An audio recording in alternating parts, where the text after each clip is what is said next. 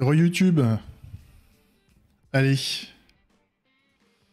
On y retourne. On s'est rechargé en café.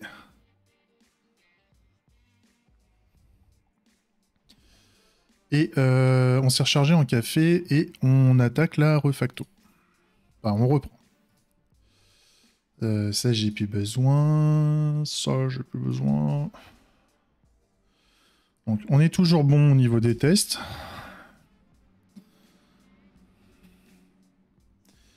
Et on repart sur l'utilisation de notre Entity Builder.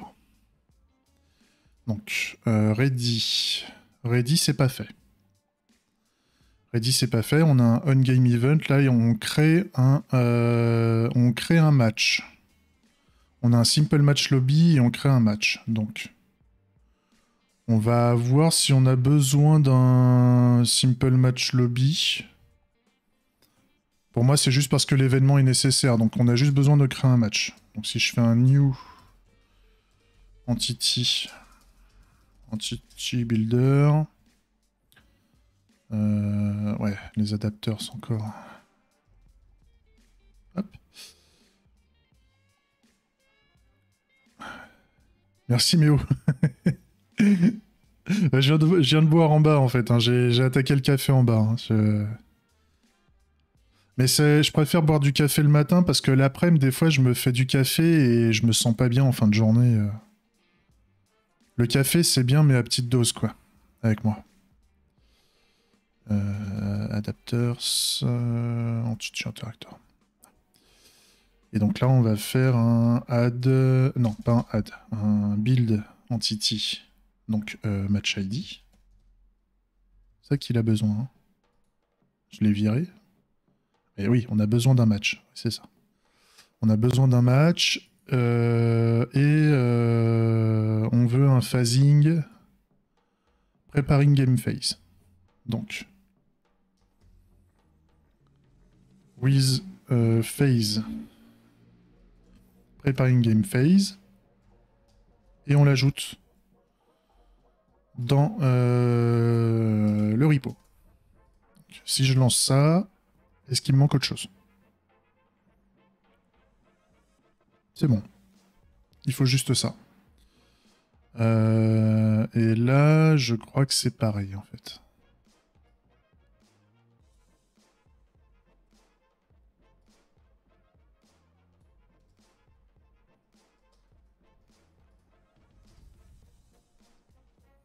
Merde, j'ai oublié les adapteurs. Quel con. Voilà.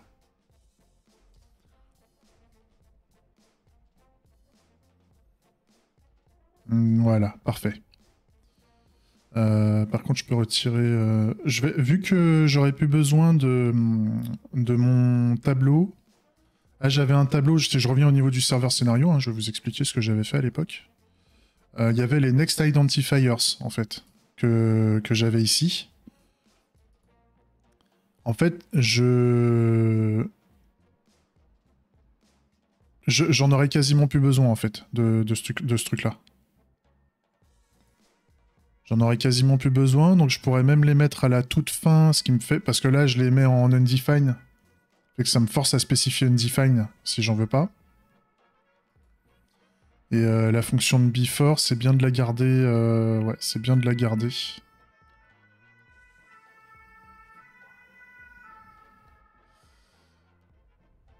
Mais ouais, les next identifiers, je le mettrai avant le skip, je pense. Qui fait que j'aurais pas besoin de le spécifier. Le seul endroit où j'aurais besoin de le spécifier, c'est pour le create enfin, l'événement create qui permet de créer les entités. Mais sinon, à part ça, non. J'en ai pas besoin. Parce que c'est à la création des entités qu'on affecte le prochain identifiant disponible. Et pas ailleurs. Et vu que je n'utiliserai plus les événements create pour pré-créer mes entités, mais j'utiliserai directement l'entity builder, ça sera plus nécessaire, quoi. Je sais pas si je suis clair, mais pour moi ça l'est.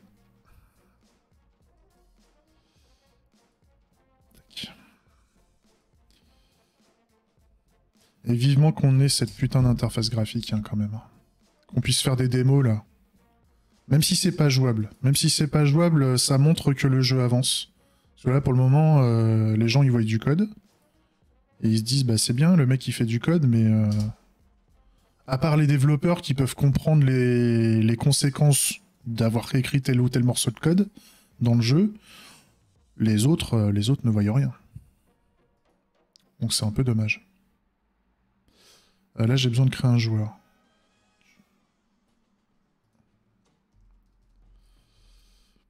Parce qu'on le sait tous, si tu fais une feature, mais que tu peux pas faire l'effet démo, pour eux, t'es en effet tunnel. Enfin, pour le client final, t'es en effet tunnel. Si tu ne montres rien, tu es en effet tunnel, en fait.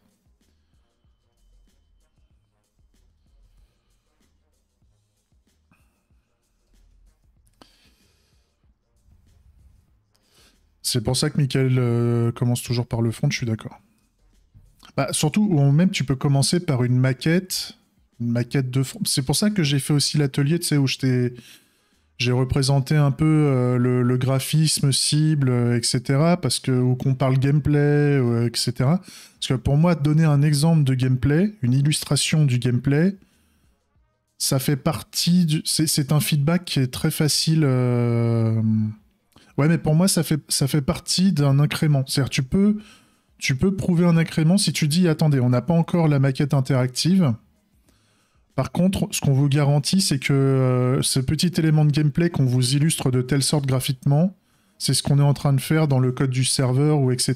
Donc c'est pas, tu peux pas jouer avec, mais c'est pas parce que tu peux pas interagir avec le produit directement parce que le produit n'est pas prêt pour vraiment un premier usage que tu peux pas faire des gains en termes de feedback utilisateur en faisant une maquette qui n'est pas interactive. C'est là où je veux en venir. Après, bien entendu, c'est un feedback qui n'est pas aussi... comment je pourrais expliquer ça? Ça n'a pas autant de puissance que d'avoir le produit qui est déjà fait. On est tout à fait d'accord.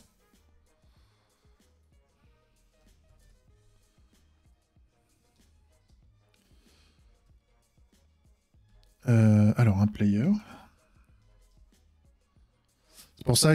C'est pour ça qu'à un moment, il faut quand même qu'on arrive à montrer que le jeu s'affiche, que le jeu se lance, qu'on a le menu, que quand on clique sur un bouton, ça va générer, tu vois, qu'il y a le système de gestion de collision qui fonctionne plus ou moins, mais qui déjà fonctionne sur la base et qui te permet d'interagir avec le jeu un minimum et tout ça, quoi. Donc on fait un add du joueur. Mais par contre, il va avoir besoin d'autre chose, hein, j'imagine.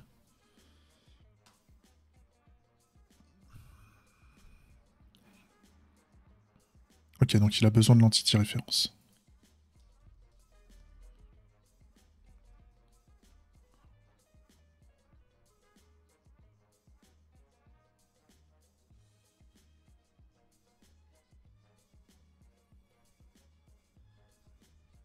Mais en fait, je me rends compte que par rapport à... Je suis en train de réfléchir, mais... Il fait quoi le add déjà? Il fait un add entity, le add entity, il fait un set, donc en fait, c'est pas un add entity. Je vais le renommer ça. C'est pas un add entity, hein, mon truc, c'est un save entity. C'est pas la même chose. C'est-à-dire que si l'entité existe déjà, il va la mettre à jour. Il va l'écraser, puisqu'en fait, je mets à jour l'emplacement dans la map, en fait. Je mets à jour au niveau de la clé. Donc, si l'identifiant existait déjà, je l'écrase.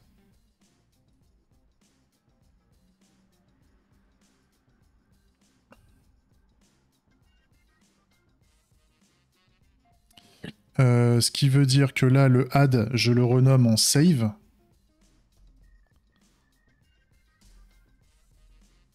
Ce qui fait que je mets à jour tous mes tests là, et donc j'utilise, au lieu d'utiliser maintenant la fonction add, en fait, elle s'appelle save maintenant.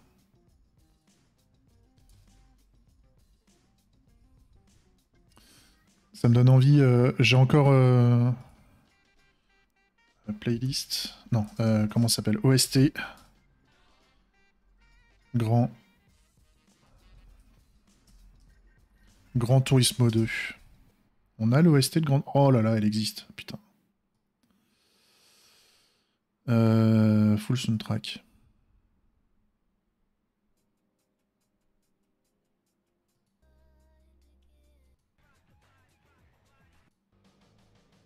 Non, mais les... Pas...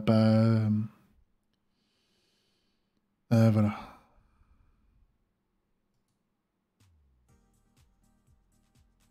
Non. Les magasins.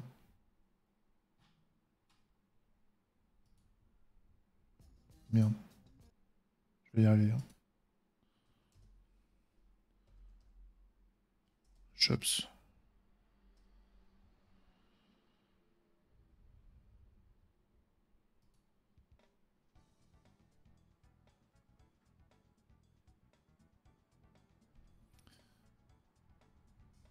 Car wash, simulation, compagnie car, les rails.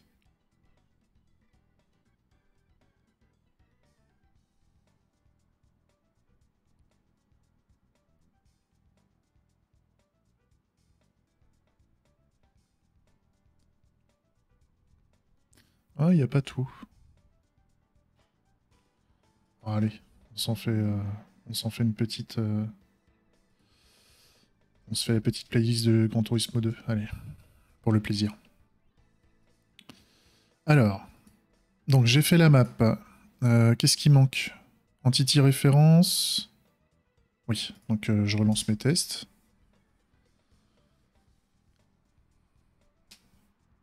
C'est bon. Ok, il lui fallait juste les entity références comme ça. Et bah, super.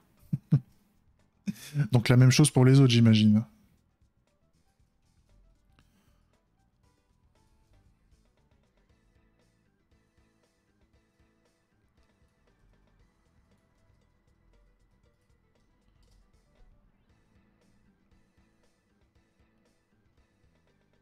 Ouais.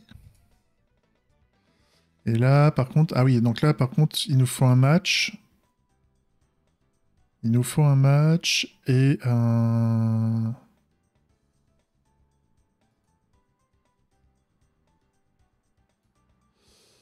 Et la création d'un joueur. Donc j'ai besoin d'un match et d'un joueur, ok. Parfait.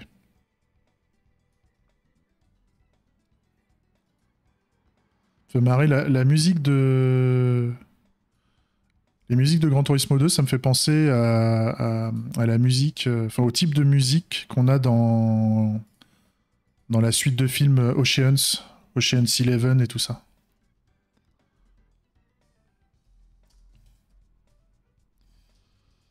Putain, je savais plus de quoi il avait besoin, mais c'est pas grave.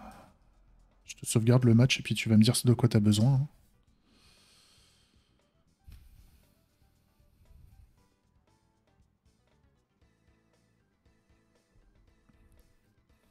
Je vous mets la musique basse hein, pour vous, mais si vous la voulez plus fort, vous me dites. Hein. Parce que je sais qu'il y en a, ils aiment pas trop bosser en musique, ou alors ils écoutent déjà de la musique de leur côté, donc le but c'est pas de vous emmerder. Hein. Moi je me mets le niveau que je veux pour moi. Mais si vous en voulez un peu plus, il vous suffit de demander. No match with players that have ID player on playable component. Ok, donc là, il manque... il manque... le match.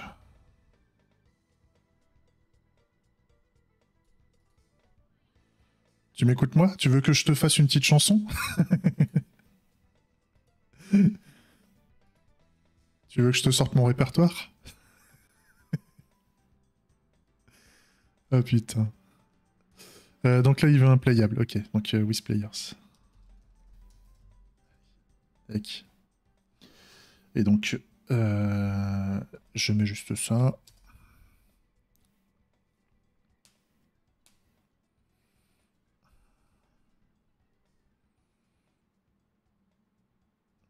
Il est un peu naze.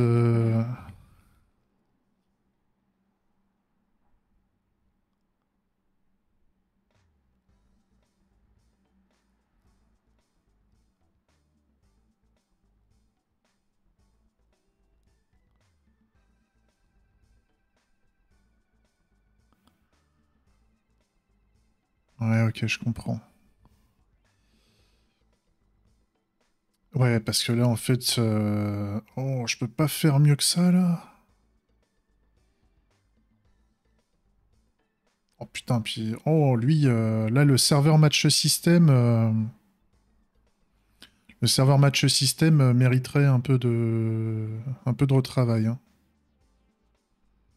J'ai l'impression.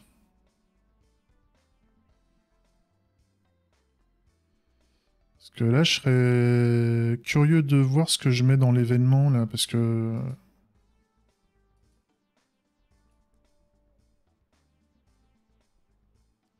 Eh oui, parce que... je sais plus parler. Là, en fait, j'essaie de récupérer le match où j'ai le joueur dans son composant playable. Mais normalement, j'ai déclaré au niveau du joueur... J'ai déclaré le match au niveau du joueur, normalement, si je dis pas de bêtises. Dans ses entity références.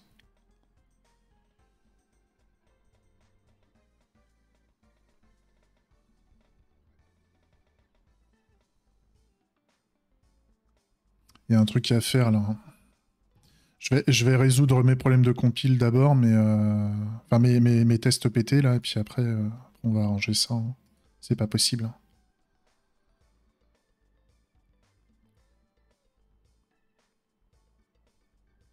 Donc, player...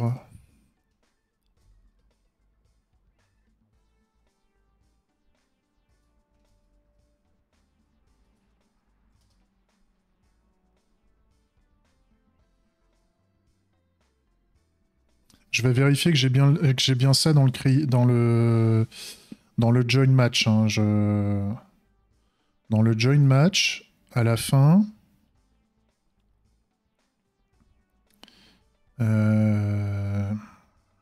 Player join match event, l'entité player a en entité référence un entity type match avec le match ID. Donc c'est bien ça. C'est bien ça. Et vu que au niveau donc, du register robot machin, je peux... Je vais le faire. Au niveau du serveur match system, là sur le robot et la tour référencée, vu que je chope le joueur... Oh, je vais faire ça. Attends. Donc player entity, déjà. Merde. Player entity.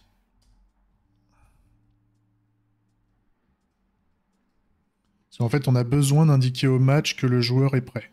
Donc ça, c'est OK. Donc, player entity, on veut faire this interact with entities. Entity by ID. Voilà. Donc là, j'ai mon entité joueur.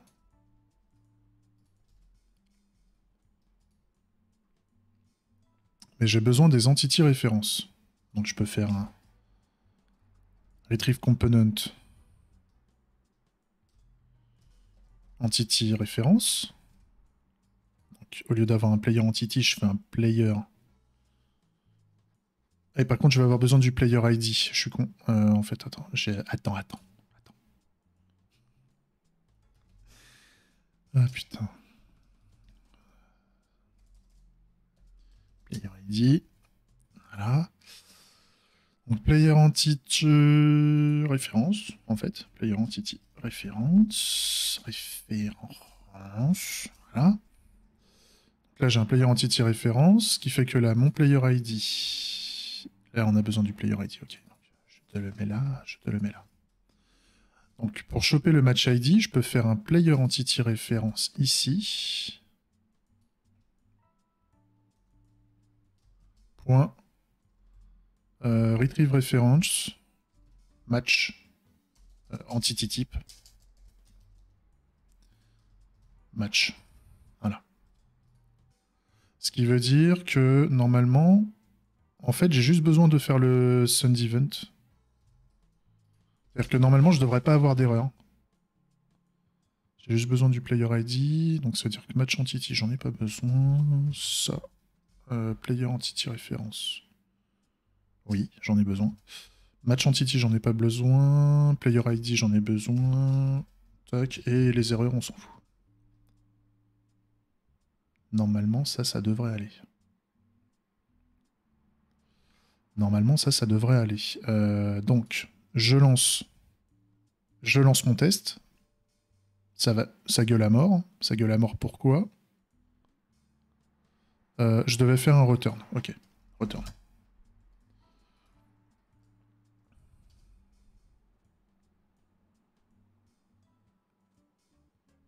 Ok, et donc là, il me dit... j'ai pas d'entité match au niveau dans les entités références du player A. Mais par contre, j'avais dit que quand je fais un join, ça va le faire. Donc il faut juste que je le rajoute au niveau du joueur. Donc là, entity type match. Tac. Le match ID.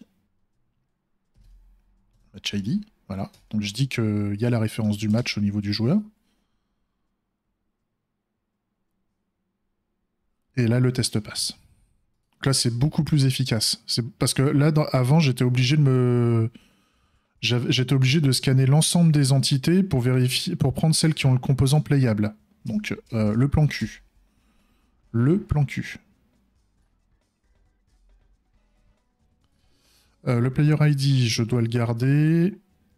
Par contre, le player entity référence, en fait, j'ai pas besoin d'en faire une constante. On va faire... Ouais. Par contre, ça dure...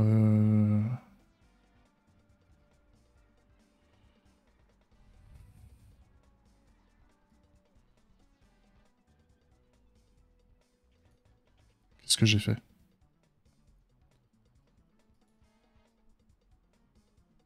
Ouais. Oui, si, c'est ça. C'est ça qui dégage.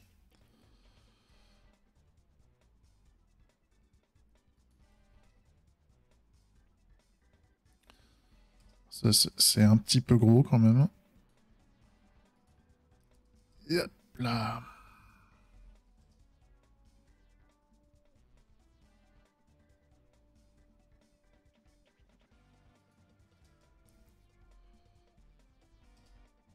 On va faire ça comme ça.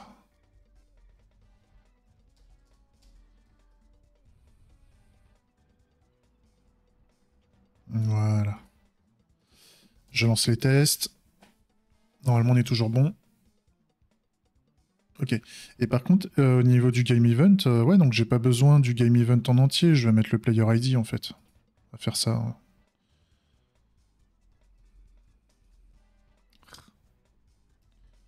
Player ID. Je transmets à cette méthode juste ce qu'il y a besoin en fait.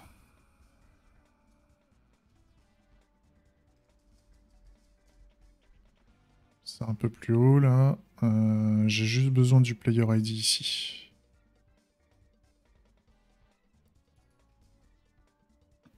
Il y aura de la refacto à faire là-dedans, je pense.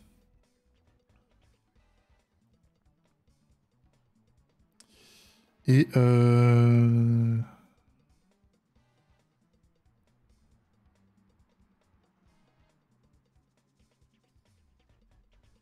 qu'est-ce que j'ai merdé?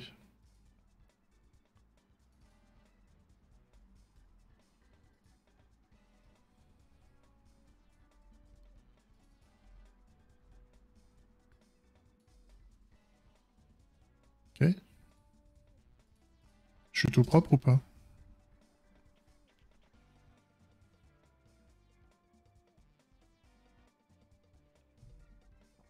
Ok.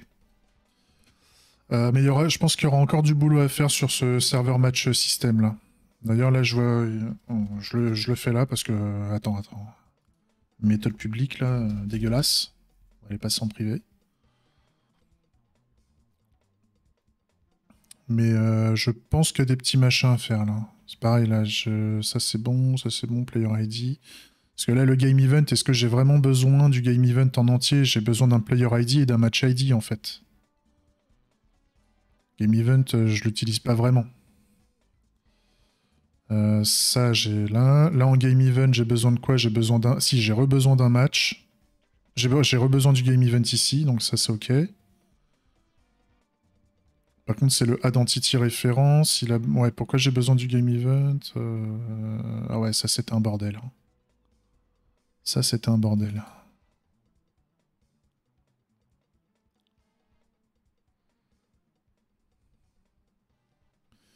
Par contre, quand je fais un add entity référence, pourquoi je retourne entity référence?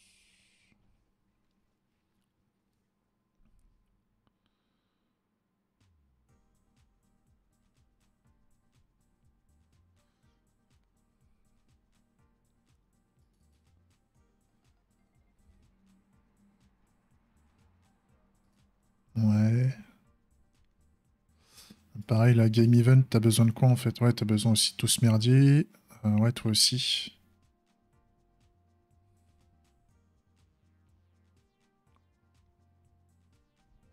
Ça c'est ok.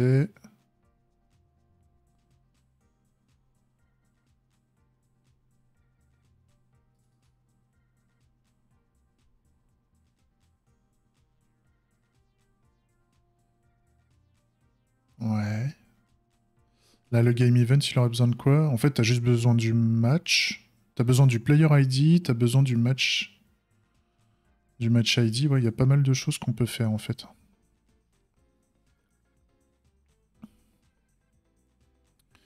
Ah, j'ai envie de le faire maintenant. J'ai envie de le faire maintenant. Je le fais maintenant, j'en ai marre. Donc là, on a besoin de quoi? Match ID, player ID. Eh ben allez, go.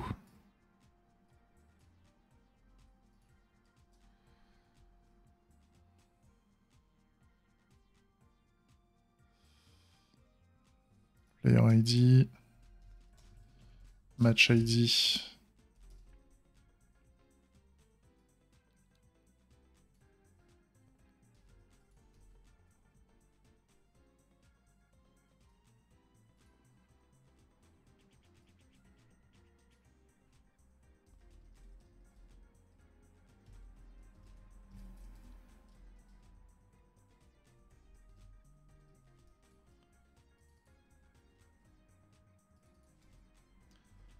Player ID, match ID.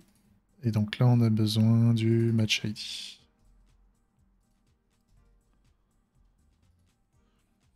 Tac, je continue, je relance mes tests.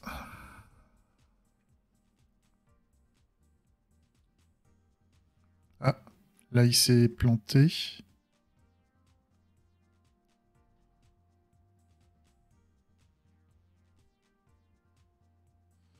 Il s'est planté. Qu'est-ce que j'ai merdé?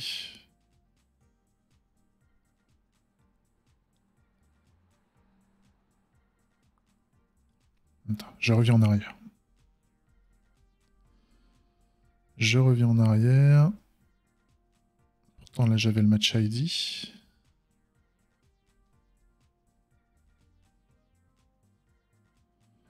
Ah, déjà.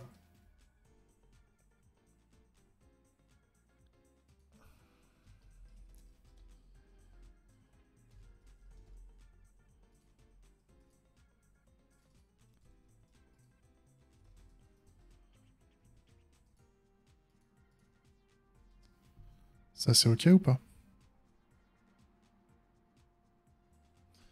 Non. Ah, attends. J'ai dû faire une autre facto avant qui foutait le sbeul.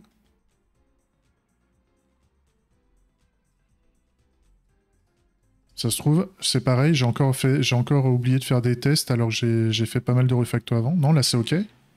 Ah, c'est chelou ça. J'extrais le player ID. J'extrais le player ID ici. Ah oui, oui, parce que... Oui, d'accord. Parce que à cet endroit-là, j'ai des événements qui n'ont pas le player ID, justement. À cet endroit-là. Enfin, qui n'ont pas l'entity type player dans l'événement. Donc je ne peux pas le faire à cet endroit-là. Et j'ai compris. J'ai compris. Ok. Oh là là.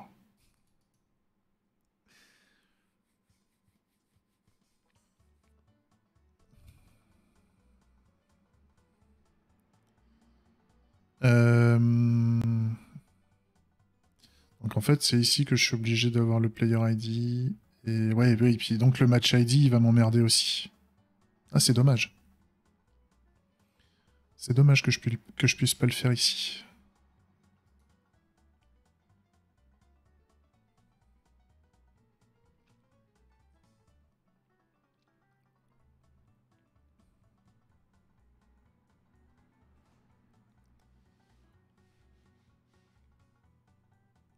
Bon, c'est pas grave.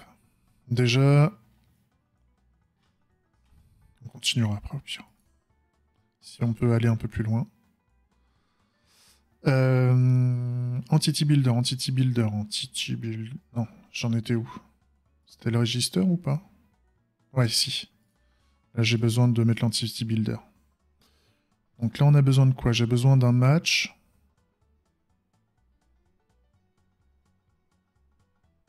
Create match. Register grid. Ok, donc là, on va juste rajouter le match.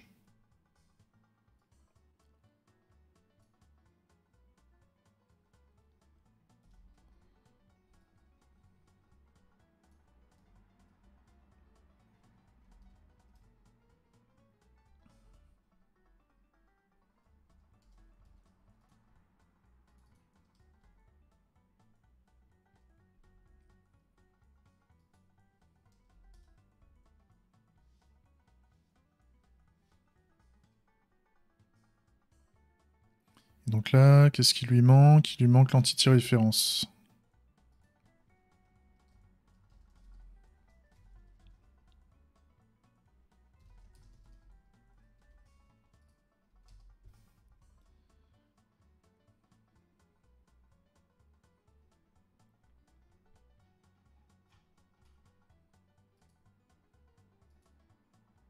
Ok.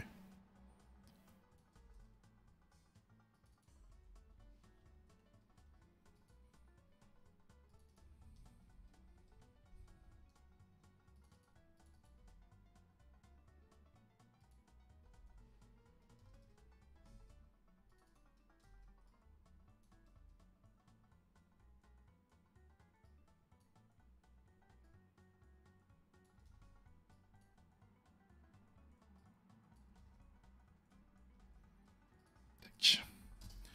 Là, normalement, on est pas mal. Ok. Alors, le show. Le show, on a besoin d'un joueur et on a un main menu. Ouais, en fait, j'ai juste besoin d'un menu. Là, on a fait un joueur, mais en fait, j'ai juste besoin d'un main menu, je pense.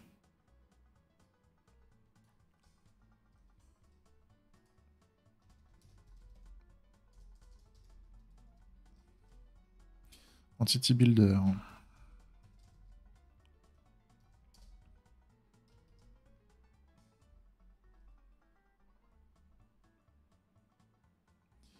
J'ai dit que j'ai besoin... Ouais, main menu. Save.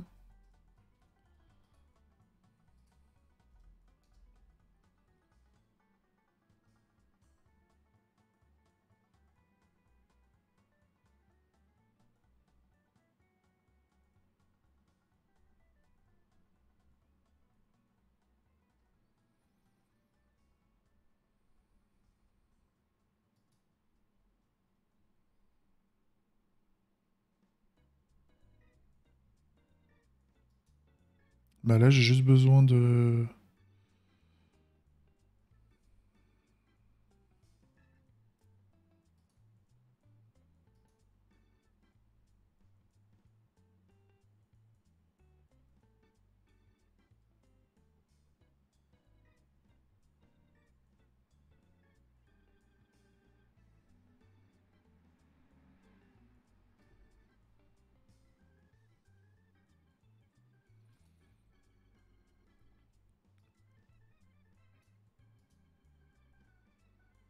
Ouais, en fait, pour le moment, dans mon drawing system, ça marchera tout le temps parce qu'en fait, je ne récupère rien dans les entités ou les composants. C'est-à-dire que même là, au niveau de mon before, si ça se trouve, j'ai même besoin de rien. Je mets un define. Je lance le test là. Voilà. Là, dans les tests, pour le moment, l'entité, elle a même pas besoin d'exister parce que je ne récupère rien de l'entité, enfin des composants de l'entité en question. Mais demain, quand je vais avoir besoin, par exemple, de récupérer justement sur l'aspect visible, je vais aller chercher le composant visible et vu qu'elle est visible, vu qu'il y a un composant visible, je vais avoir un visible asset, un visible asset identifier ou je sais pas quoi que je vais pouvoir transmettre au client. Et quand le client il va avoir un draw, un événement draw, il va falloir que je transmette, enfin ou plutôt je vais transmettre un entity ref. C'est-à-dire que je pourrais transmettre un entity ref avec genre un shape ou un truc comme ça. Enfin, grosso modo, il faut que je donne une référence d'asset graphique en 2D. Puisque si je dis que je dois rendre quelque chose de visible, ça veut dire que je vais devoir dessiner le composant à un endroit donné, en fait.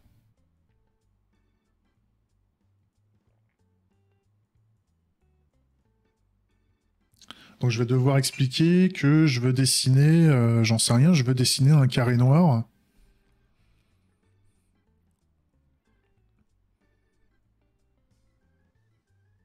Ouais. Mais pour le moment, je ne l'ai pas testé ça, parce que j'ai pas encore fait les implèmes, donc je sais pas. Vu que j'ai jamais utilisé de librairie graphique à fond, je sais pas de quoi j'ai besoin, et c'est là dans mes réflexions où on essaye de s'abstraire de la technique. C'est là où on voit qu'on manque de maturité métier, parce que grosso modo, les mecs qui font des libs techniques, ils sont pas cons. Quand ils mettent en place des contrats d'interface avec les API de la lib, euh, quand on dit qu'on veut dessiner une forme, il faut dire la forme qu'on veut dessiner. Ça a l'air con comme ça. Mais quand nous, on dit qu'on veut dessiner un truc et qu'on sait pas comment dessiner, on dit bon bah je te dessine. Voilà. Est-ce que je t'ai dessiné, oui ou non? Mais par contre, vu qu'on n'a pas la connaissance du métier de dessiner quelque chose dans un jeu vidéo, on sent qu'il nous manque on sent qu'il va nous manquer des informations quand on va vouloir faire l'implème. Et c'est là qu'on fait le lien, je trouve, entre la connaissance du métier et les outils qui nous permettent de le faire. Et donc, entre autres, là, par exemple, moi, c'est là où j'anticipe le fait qu'à un moment, il va falloir qu'on dise ce qu'on veut dessiner. C'est-à-dire qu'on dise qu'on veut un carré noir à l'emplacement aux coordonnées 24-32. Et ce carré noir, en plus, il est incliné à 35 degrés, tu vois. Enfin, un délire comme ça. Et parce que comme ça, dans l'outil, lui, il sait il va dire lui de quoi il a besoin. Et si à un moment on se rend compte qu'il y a un manque par rapport à l'outil, parce qu'on en a besoin au niveau de l'outil, on se rend compte qu'on va en avoir besoin. Pour moi, ça va nous forcer à faire évoluer notre business logique. Parce que on est dans le métier du dessin et donc les libs graphiques, on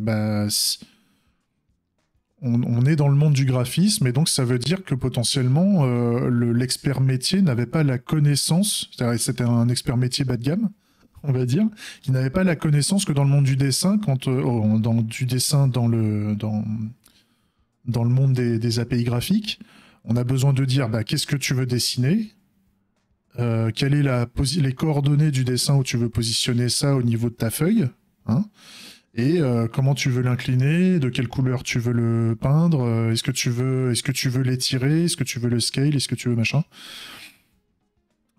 Tout ça fait partie du métier du dessin, on va dire, si je devais grossir le trait. Et vu que moi, j'ai pas cette connaissance-là, je dis juste, on va devoir dessiner quelque chose. Mais est-ce que j'oublierai pas, des choses dans la façon dont je pense le dessin de quelque chose? C'est là où je veux en venir. Et c'est là qu'on voit que pour moi, en tout cas aujourd'hui, la frontière entre la technique et le métier, les outils techniques et le métier, il faut faire de l'abstraction entre les deux. Néanmoins, la technique les composants techniques qui vont avoir besoin de certaines choses ou pas, vont inspirer le métier sur les fonctionnalités qu'on peut faire, en fait. Et inversement. C'est ça que je trouve intéressant. Je sais pas si je suis clair, mais pour moi, ça l'est.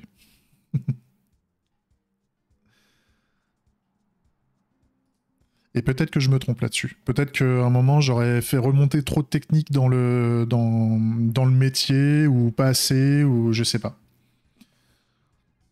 La question, c'est de se dire, quand on veut rajouter quelque chose dans le métier, c'est est-ce que c'est au métier de s'en occuper, ou est-ce que c'est au niveau de la technique? Mais ça, je manque d'expérience par rapport à ça, et donc je sais pas ce qu'on... Ça serait une question qui serait intéressant à poser, je trouve, sur le Slack. Et,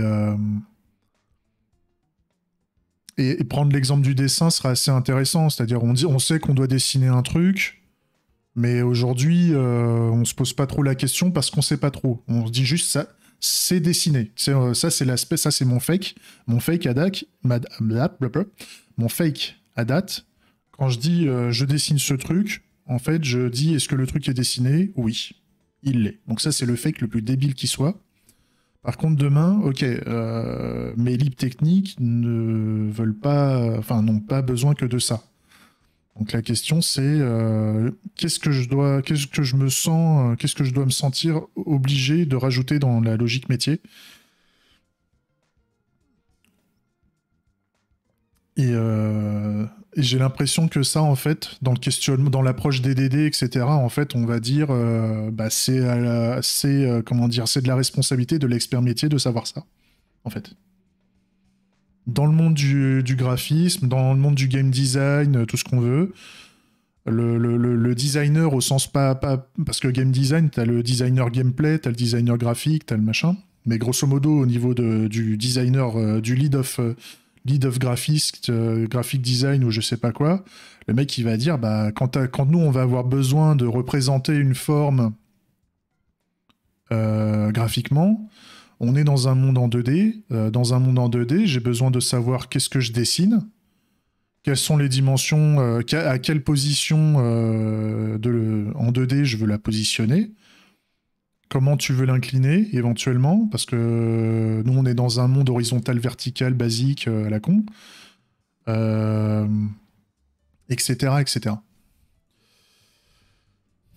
Je sais pas si c'est clair, mais pour moi ça l'est. Compliqué cette histoire. Donc j'ai l'entity builder là de tous les côtés, j'ai fait le quit.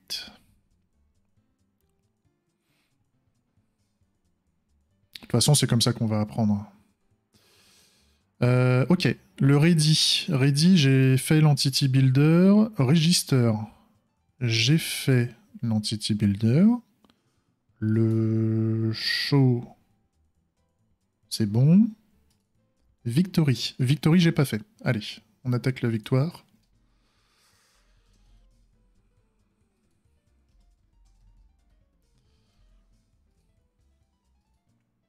Ce qui me fait gentiment apprécier ce que je suis en train de faire là ces derniers temps, c'est que j'aurais jamais, quand on voit mon attacking system, quand on voit, enfin l'approche ECS que j'ai mis en place, alors il faut voir si ça marche dans les tests end-to-end à la fin, hein, bien sûr.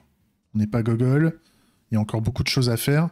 Mais si on se rend compte que ça marche à la toute fin, c'est un peu l'effet que j'ai eu avec Bangerang, c'est que j'avais jamais fait comme ça. J'ai pris le temps de le faire, et quand on voit que ça marche dans tous les sens, et quand on arrive à voir le niveau de code, en fait, l'abstraction qui est mise en place, la manière dont on gère les événements, la manière dont on gère les systèmes, etc. Je trouve ça... Alors, il y en a un peu partout, hein, mais je trouve que c'est assez élégant, la manière dont c'est fait. En tout cas, moi, ça me plaît beaucoup.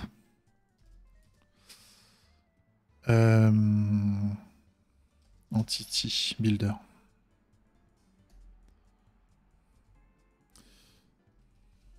Adapters. Entity Interactor. Build Entity. Donc j'ai besoin de quoi? Un match.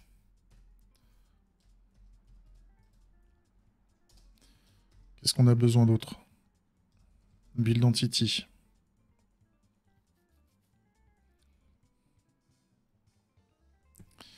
Euh, Qu'est-ce qu'il veut? Bah c'est tout, il veut juste un match en fait. Tu veux juste un match, mais t'as besoin de quoi dans ton match pour faire fonctionner la... Quel est le minimum qu'il te faut en before pour que ça marche? Tu as besoin d'un playable. Ok, donc... With players. Tac. Table vide.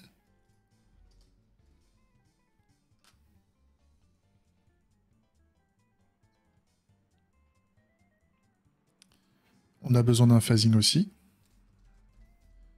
With phase. La phase, on va prendre la player à robot phase, si tu veux. Si tu veux.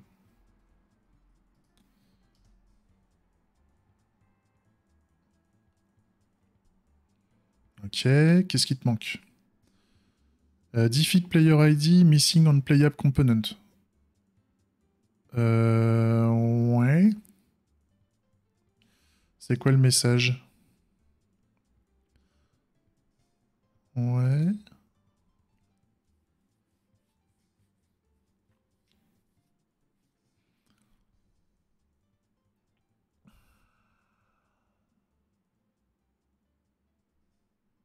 Ouais, donc...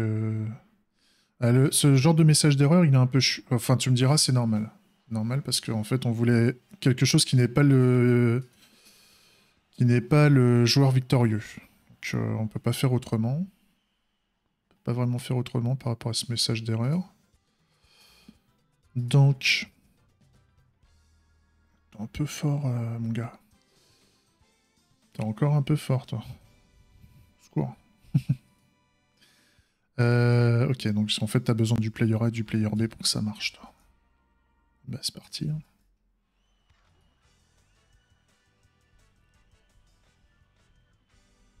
Le truc que j'ai pas fait aussi, parce que là, on s'est concentré sur le draw, parce qu'au niveau des interfaces, on aime bien, on veut focus le visible pour commencer, mais il faut se rappeler, dans un jeu aussi, on a d'autres types d'assets que ce qui est visible, et entre autres, on a le son.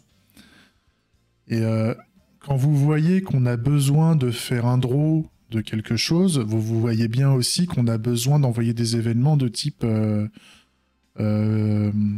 play, enfin de type bruit en fait.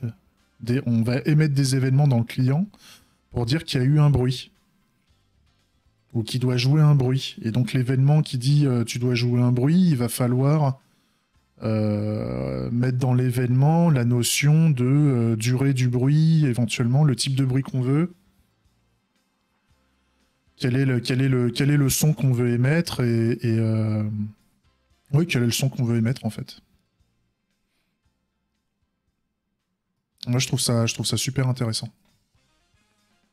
Et on pourra s'amuser à coller en fait à chaque type d'événement en fait quand on dit on reçoit un événement au niveau du dispatcher par exemple ou je sais pas quoi. On pourrait s'amuser en fait à mettre du son sur tous les événements qu'on veut en fait. On couple des événements de draw et de son en fonction d'autres événements qu'on va recevoir. Je trouve ça super sympa en fait.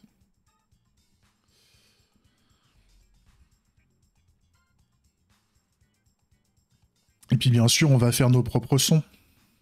On va faire notre propre bibliothèque de sons.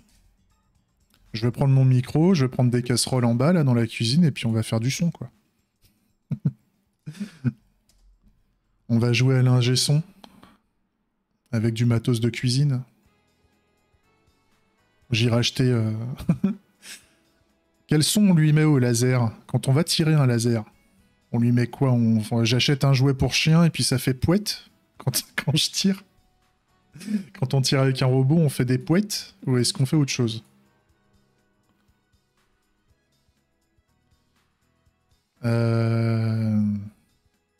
Ce qui serait fort aussi, c'est qu'on laisse... comme on faisait avec les couleurs pour les joueurs, c'est que le joueur pourrait modifier sa bibliothèque de sons. C'est-à-dire, on lui donne des sons par défaut, téléchargés dans les assets par défaut à les récupérer sur le serveur. Quand on lance le client, l'adapteur Zand, le Zand adapteur enfin le Zand system, le sound system, putain. Pour ceux qui ont déjà fait des rave parties et tout ça, on va créer dans le jeu un sound system. Trop fort. Mais, enfin, blague à part. Donc on va charger les assets du jeu et comme comme on disait par rapport au graphisme, on pourrait pour les daltoniens, pour tout ce que ou pour le fun ou peu importe, tu pourrais changer la couleur de tes des différents types de choses à afficher ou changer l'image éventuellement. Genre tu veux remplacer l'image de ton robot par un tortue génial, bah ok, t'as tortue génial qui va se battre contre Broly. Alors qu'avant c'était des pixels quoi. On s'en fout. Mais tu pourrais remplacer le son aussi. Donc en fait il suffit d'identifier, on a des assets de son qui sont plus ou moins qui sont utilisés pour certains types d'événements. Donc on va avoir une bibliothèque de son. Et comme pour les images en général, les bibliothèques de son en fait, pour ceux qui ont jamais fait de l'asset en 2D dans les jeux vidéo, en tout cas moi je l'ai beaucoup vu comme ça, tu télécharges en une seule fois une seule grosse image qui est prédécoupée en fait qui contient des sous-images à l'intérieur. Donc le truc à télécharger, c'est une image en PNG en général, qui pour gérer la transparence et tout le merdier. Quand l'API graphique, quand la lib graphique te supporte le PNG et donc la transparence et tout. Et en fait, tu découpes au sein de cette image des carrés qui sont des sous-images à l'intérieur. Je peux vous montrer. J'en ai téléchargé quelques-unes. C'était dans quoi? Attendez, je sais même plus où j'ai stocké ça, moi. Ah si, c'était dans les images, là. Ah, on a ça, par exemple. Voilà. Donc, il y a une seule grosse image, et à l'intérieur, en fait, ils ont découpé en taille standard les assets du jeu, ce qui fait qu'on télécharge une image en une fois, parce que cette image-là pèse pas trop lourd, hein, en fait. Cette image-là, elle pèse 22 kilos. Mais, en fait, on découpe on découpe ces images pour les injecter dans le moteur de jeu. On leur colle un ID pour les retrouver, tout ce qu'on veut, ou un emplacement dans la grille de l'image principale, peu importe. Et donc, rien n'empêcherait qu'un joueur puisse s'importer en fait sa bibliothèque d'images en utilisant ce genre de format de fichier en fait, et donc remplacer le cookie par une bagnole, le cochon par une balle en mousse, on s'en fout quoi. Et en fait, ce qui se passe par rapport à pour le son, c'est la même chose en fait. Pour le son, on télécharge une bande son, enfin un fichier musical, un MP3, grosso merdo, un MP3, un Wave, un FLAC, peu importe. Mais on télécharge un fichier musical en une fois. Et dans ce fichier musical, en fait, il y a des longueurs de son. En fait, il y a le son, on le découpe dans la durée du son pour découper et récupérer les assets de son du fichier, en fait. Dans la plupart des frameworks, ça se passe comme ça. Dans la plupart des frameworks, des librairies graphiques et des librairies de son, en fait, quand on fait un play sound, il faut fournir le nom du fichier ou l'emplacement ou le binaire qui contient le fichier MP3. Enfin, le binaire qui correspond au fichier MP3. On le charge. Et derrière, on lui dit, bah, joue-moi le son qui se trouve entre 1 minute 22 et 3 centièmes et 1 minute 23 et 4 centièmes. Et en fait, à cet endroit-là, dans la bande-son, on a enregistré un poète. C'est un peu l'idée, quoi.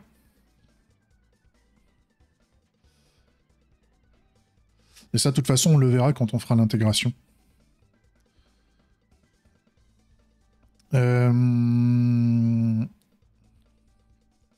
C'est pour ça que quand on fait de l'événementiel, on dit pas joue-moi ce son-là et le serveur envoie le son à chaque fois. C'est chiant, parce que le son, on peut le jouer 10 000 fois si on a envie. Donc non, on télécharge les assets au lancement du client. Comme ça, il y a le temps de chargement. C'est pour ça dans les jeux que vous avez des temps de chargement qui sont parfois hyper longs, etc. C'est le temps de builder, de télécharger les assets qui sont sur le disque dur. On les charge dans la mémoire graphique de la carte graphique. C'est pour ça que des fois, les cartes graphiques, quand elles n'ont pas assez de mémoire, le jeu il est lent parce qu'en fait, il y a du chargement dynamique d'assets chiant qui se passe entre le disque dur et la mémoire graphique. Mais grosso modo, ça se passe comme ça. On charge les assets, on charge le son, on charge les graphismes, les textures, les merdiers, les machins, les shaders ou je sais pas quoi. Et puis après, une fois que c'est dans la mémoire graphique, vu que ça va vite là-dedans, en fait, on peut très vite remplacer, faire de l'affichage dynamique, faire du soleil, faire du machin. Ça se passe comme ça. Enfin, tout ça, je pense que ça se passe comme ça. J'ai jamais fait, mais j'imagine que ça se passe comme ça. Donc là, on fait un new. Qu'est-ce que je fais? Ouais, Entity Builder. Adapters. Entity. Attends. Build Entity. Build Entity. Ah ouais, là, attends, là, il m'a fait plein de trucs, là. Il m'a fait... ouais, Player One. Oh, il y a plein de machins, là. C'est quoi Expected Player? Salta Play. Ouais, ok, Player A, Player B. Ouais, il y a plein de trucs à foutre. Trop fort. Il y a plein de trucs à foutre. Donc... Là, je vais être obligé... Ouais, je vais être obligé de faire plusieurs choses. Je vais être obligé de faire plusieurs choses en même temps. Je vais même revenir en arrière, là, parce que... C'est un bordel. C'est un bordel. Ok. Donc, on a besoin... On a besoin d'un lobby. Ok, j'ai besoin d'un lobby. Très bien. Donc... On va faire ça.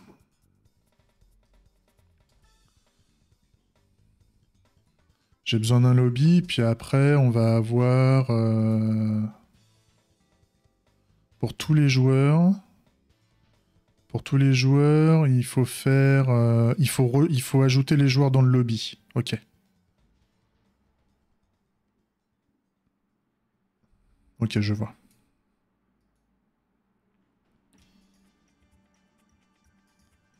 Ok, donc on va faire un new... Non.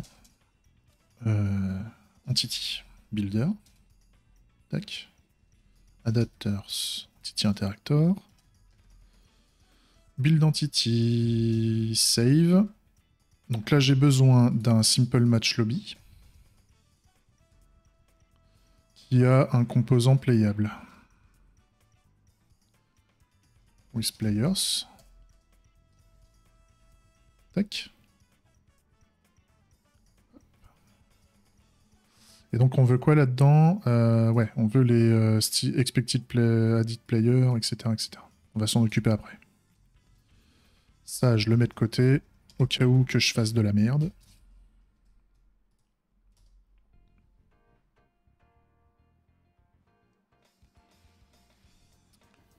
Ok, donc là il me dit qu'il manque plein de choses. Ouais, il manque les 4 joueurs. Donc là, je prends mes joueurs.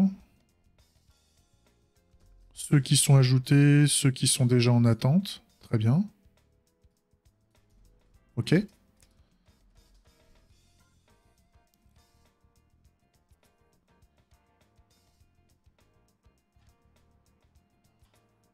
Ah bah c'est tout ce qu'il lui faut. Bah super. Eh bah super. Et donc là, qu'est-ce qu'on veut voir à la fin?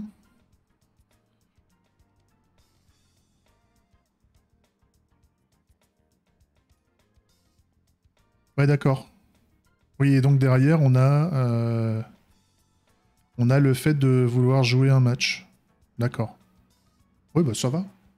Donc en fait, on avait juste besoin d'un lobby, on n'avait même pas besoin de... Ouais, parce qu'en fait, là, c'était pour faire l'événement l'événement de joindre le lobby. Donc là, en fait, je les ai déjà ajoutés. Je les ai déjà ajoutés dans le lobby. Donc en fait, on est bon. On n'a même pas besoin d'aller plus loin que ça.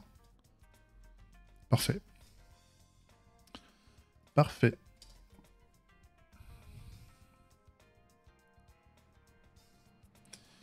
Ok.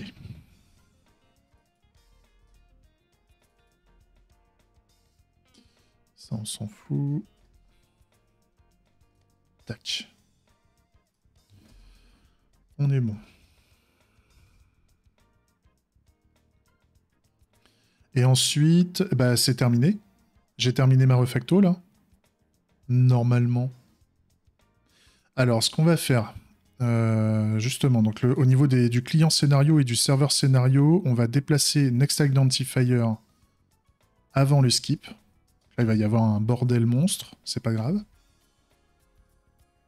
Et pareil, au niveau client scénario, Next Identifier, normalement, j'ai pas besoin de ces choses-là, sauf pour le create, sauf pour les scénarios, enfin les événements de type create, pour fournir les identifiants, puisque maintenant, je n'utilise plus les événements pour faire le before. Donc, je peux m'amuser à déplacer tout ça. Je peux m'amuser en fait à retirer ça. Non? Je l'ai mal fait? Ah, attends, je recommence. T'es où? Serveur scénario. Qu'est-ce que j'ai fait? Alors attends, si je fais ça à la place. Si je fais ça, tu vas peut-être préférer.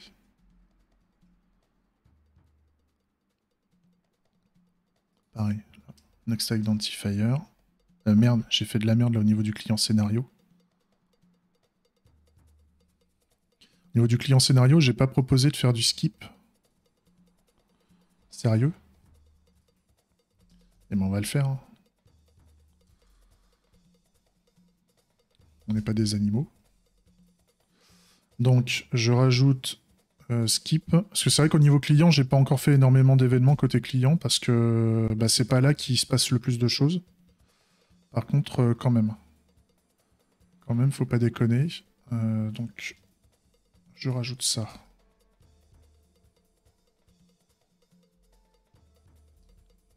Voilà.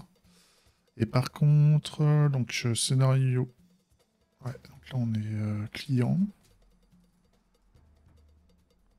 Ouais. Client, j'ai dit. Nique-toi. Voilà. Client.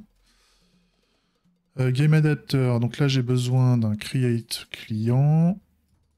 Très bien. Voilà, test for each, machin. Ça change rien. C'est parfait. Ok. Donc, là, maintenant, voilà, je peux virer Undefine. Et ça va mieux. Donc, par contre, il faut que je fasse ça pour tous mes fichiers de test. Ça, j'en ai plus besoin, normalement. De toute façon, on verra bien s'il y a des tests qui en avaient besoin, à nouveau. On s'en occupera. Ça veut dire que j'ai mal retiré des trucs, en fait. Voilà, ce petit tableau, là, au début, on n'en a plus besoin.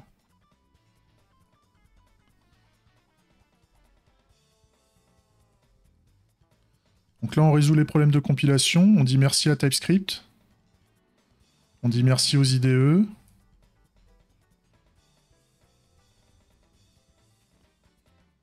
Ça va vite. Enfin, ça va vite. Ça pourrait aller encore plus vite, j'imagine, mais ça va quand même plus vite que de bosser avec un éditeur de texte à la con.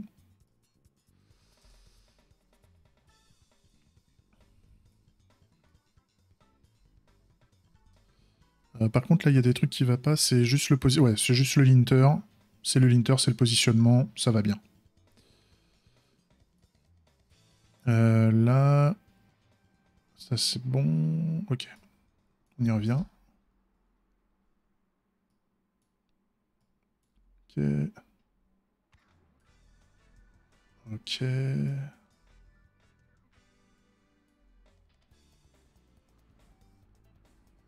D'ailleurs, là, l'entity builder, j'ai même plus besoin des accolades, quand on y pense. Ouais.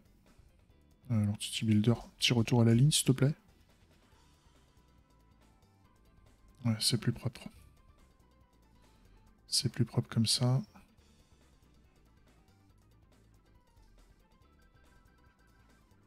Quand je sais pas, en fait, là, par rapport au métier de développeur, je sais pas si ce que je fais là, est-ce que le temps que je passe à faire ça, à faire ce genre de nettoyage dans l'industrie, j'aurais un tech lead, un lead dev qui viendrait me casser les couilles en mode on n'a pas le temps de faire ça. Et ça, je me pose toujours la question, en fait. Est-ce que moi, en tant que dev classique dans une équipe, parce que moi, je suis responsable de mon projet, je trouve que c'est important de le faire, de prendre le temps de faire ce genre de truc, quitte à ce que ça me ralentisse sur le développement des features, grosso merdo.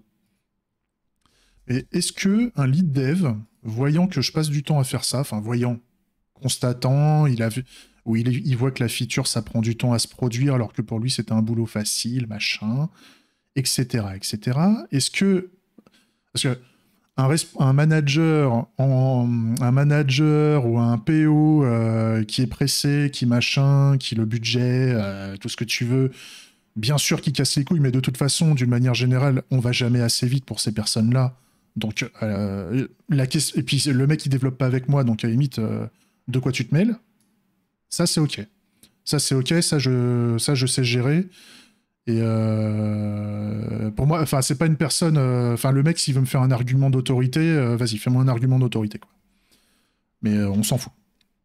Par contre, un mec dont c'est le métier de dire les bonnes pratiques de développement, un mec qui dit moi, mon rôle, c'est de faire en sorte que à la fois on soit capable de délivrer à un rythme soutenable dans le temps. Même quand on sera en prod, même quand on aura scale, même quand on aura 3 millions d'utilisateurs, même quand machin, est-ce que le mec me voyant justement faire ce genre de ce petit cleaning, est-ce que le mec viendrait m'emmerder? Est-ce que le mec va me dire, mais qu'est-ce que tu fais? Qu'est-ce que tu es en train de faire là? Tu te rends pas compte que ça prend trop de temps, ta livraison de features? Est-ce que tu te rends compte qu'il y a des enjeux, etc., etc. Connard. Enfin, tu sais, le genre de réflexion magique qui dit de toute façon c'est comme ça ici et puis c'est tout.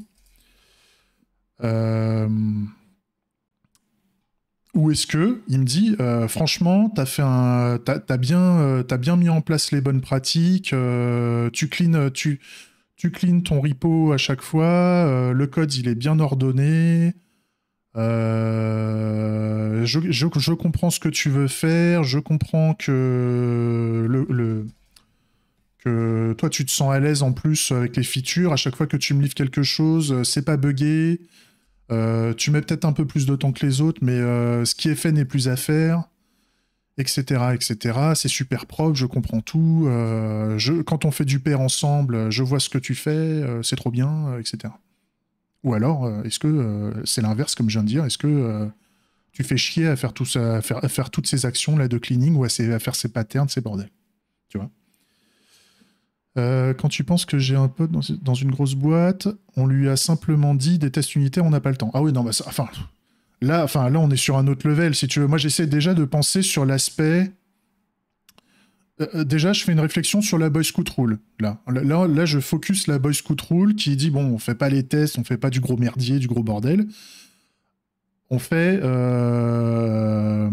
vois, on n'est pas en train de mettre en place des tests automatisés, du machin, du bidule. On part d'une code base existante. On se rend compte que d'un point de vue lisibilité du code, etc., on pourrait mieux faire. On pourrait faire un truc un peu plus propre, un peu plus lisible, changer du naming, remettre du truc en place, etc.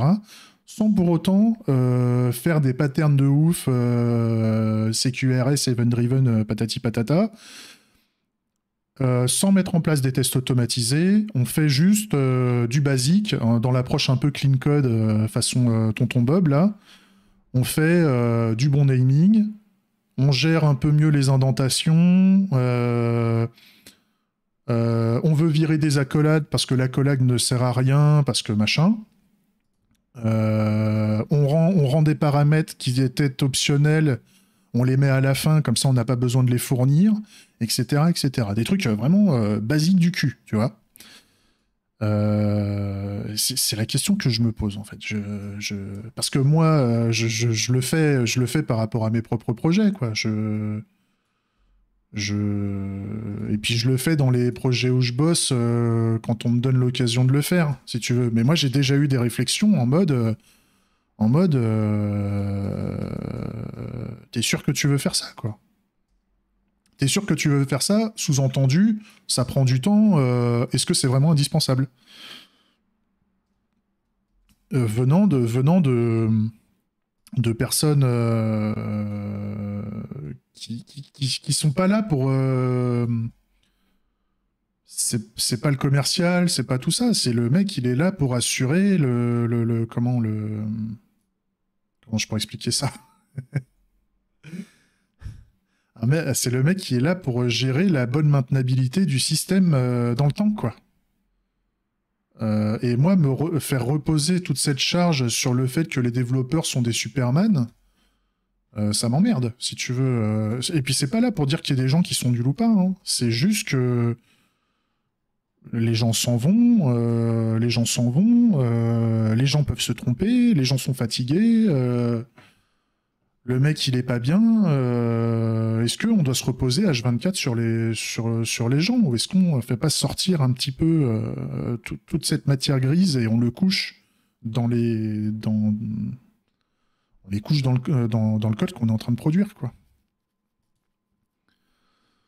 Notre pote dans une boîte IT, il est obligé, parce qu'on a toujours fait comme ça, de bosser sur WordPress. Ouais. Putain. Oui, oui. Ah bah ça, on a dû toujours faire dans l'outillage, on a toujours fait comme ça. Ou c'est comme ça actuellement. C'est en train de changer, mais ça prend des plombes à changer. Y a le système d'à côté qui est en train de se construire. Ça fait 6 mois qu'il est en train de se construire. Ça n'a pas avancé d'un iota sur les 3 dernières semaines. Bienvenue. Bienvenue. Ça, on connaît, quoi. Après, enfin, je veux pas faire je veux pas faire ma diva, quoi. C'est pas une question, c'est pas une question comme ça. C'est parce que derrière, on bosse, quoi. Derrière, on bosse, on produit de la valeur, et puis on est, et puis c'est quand il y a un bug sur un truc, quand le truc il marche pas, qui c'est qu'on vient voir, c'est Bibi, quoi. Donc grosso modo, c'est Bibi, il a pas le temps de faire les choses qui sont bien pour lui. Mais par contre, quand il fait quelque chose de mal, par contre, t'as intérêt à ce que ça marche. Tu vois, t'as pas le temps de faire ce qu'il faut pour que ça marche, mais t'as intérêt de faire en sorte que ça marche. Donc, qu'est-ce que tu fais? Qu'est-ce qu'on fait? C'est toute la question, quoi. C'est toute la question que je me pose. Et je sais pas. Et le problème, c'est que moi, je manque de références, en fait. Quand je dis que je manque de références, je n'ai pas. Comment dire, j'ai pas bossé dans des grandes boîtes qui sont dans des grandes agences et avec des gens dont le métier c'est développeur. Moi, généralement, quand je bossais sur un truc, enfin, soit je bossais avec des gens dont le métier, enfin, ils font du développement, mais leur métier, c'est pas vraiment développeur de base. Ils font pas ça H24, quoi, si tu veux. Euh, où ils se retrouvent catapultés développeurs alors que bah, enfin ils ont pas appris à faire du développement logiciel poussé, on va dire. C'est là où ils ont les compétences d'algorithmie, etc. Bien entendu, ils connaissent les libs, ils connaissent tout ce qu'on veut. Mais je sais pas, je sais pas. Ça se trouve je me fais chier pour rien. Et quand je vois le gain qu'on a derrière, justement, avoir un système sous test là, comme ça, pourquoi je relance un save alors que j'ai pas fini? Connard. Je me dis quand même, il y a du gain dans tout ça, quoi.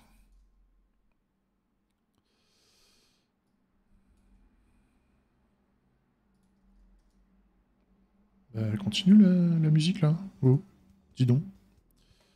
Dis donc. Je vais quand même faire la séparation comme ça. Je préfère. Comme ça.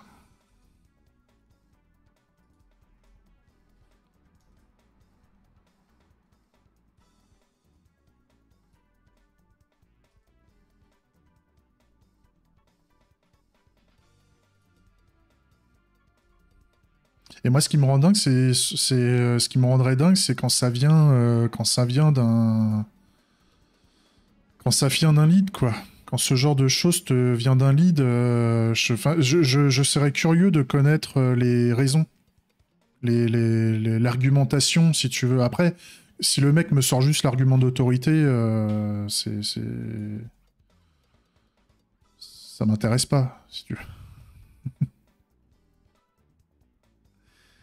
veux. Alors, Solar Dev, toi, t'as jamais vraiment bossé dans une... En tant que dev, dans une grosse boîte, oui, pour faire du fonctionnel. Ouais, d'accord, ok, ouais, t'as bossé sur des jeux de features qui, sur l'échelle de ce que toi, tu peux anticiper comme feature, t'étais plutôt sur du petit kiki, quoi, on va dire. Et ça, c'est pareil, c'est ça aujourd'hui. Enfin, j'ai oublié de te demander les années d'expérience que tu as dans le monde du dev. C'est pareil, ça, c'est le genre de truc qu'on te donne au début, ou quand tu trouves pas les bons clients, enfin, les bons clients, que tu sois freelance ou pas freelance, que tu trouves les bons projets, en fait. Les projets qu'on te positionne sur des trucs un peu d'envergure, quoi. Mais je sais pas. Je sais pas. De toute façon, avec certaines personnes, ça fait 10 ans que tu fais ça. Bah, ça fait 10 ans qu'on te positionne sur des, sur des projets avec des features pas ouf. Mon pauvre. Je comprends que t'as besoin de ton année sabbatique pour faire au moins un truc qui te fait kiffer un peu. Oh la vache. Ah non, mais ça se trouve. Ça se trouve, les projets. Le truc, c'est que... Le truc, c'est que j'ai l'impression que pour certaines personnes, ça sera toujours pas suffisant, quoi. Ils en veulent toujours plus. La manière qu'ils ont d'essorer les ressources humaines euh, pour en faire toujours plus, quoi. Pourquoi il gueule, lui? Parce que je l'ai... Hein?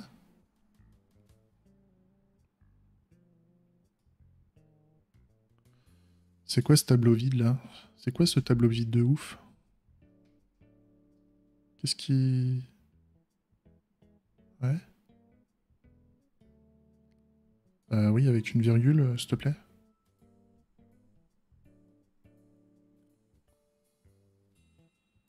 Oui, c'est ça, mais je comprends pas. Qu'est-ce que j'ai merdé? Qu'est-ce qu'il veut, le scénario, là? Il veut la référence, ouais, ok. D'ailleurs, au lieu de mettre ref, faudrait que je mette scénario name, quand même. Respectons-nous. Tiens, attends, je vais le faire maintenant, là. Oh. Scénario name. Voilà. Dis donc. Donc, scénario name. Qu'est-ce que j'ai merdé? Ah oui, ok. J'ai oublié la collade. Ok. C'est bon. C'est bon. Je m'y retrouve. Et là, qu'est-ce qui lui va pas? Le linter. Ouf.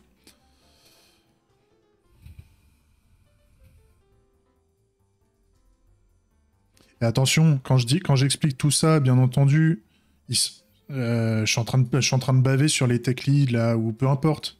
Mais ils sont pas tous comme ça.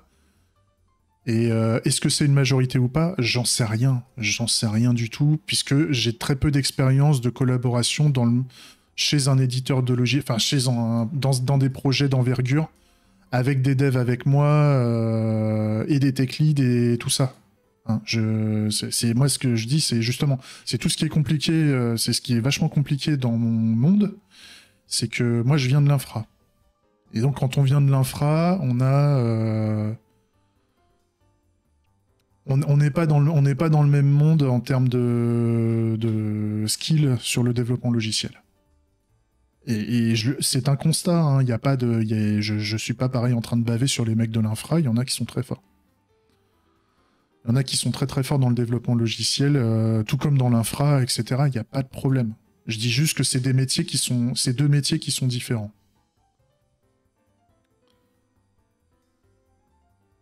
Ah, c'est des métiers même. C'est des métiers, parce que j'ai failli dire qu'ils avaient qu'une seule chose à faire, ces personnes-là. Mais non.